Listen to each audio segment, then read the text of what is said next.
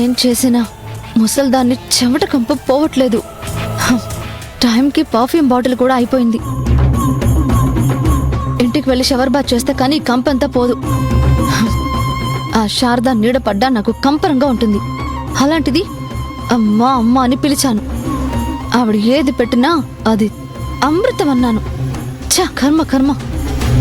ఇదంతా రాజ్యంని దక్కించుకోవడానికి idea bad అయినా emotion work out అయితే నాకు ఫేవర్ అవుతుంది, ఆ జ్యోతికి ఫేవర్ వస్తుంది.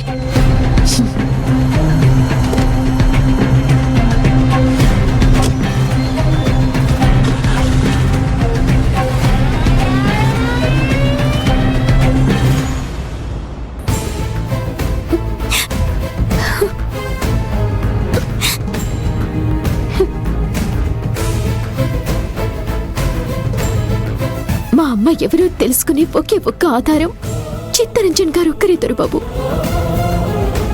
అతను కోమాలోకి వెళ్లారు. ఎప్పుడు స్పృహలోకి వస్తారో తెలీదు. ఇప్పుడు ఎలా దొరబాబు? టెన్షన్ పడకు జ్యోతి, తప్పకుండా ఇంకో దారి ఏదో ఉండే ఉంటుంది.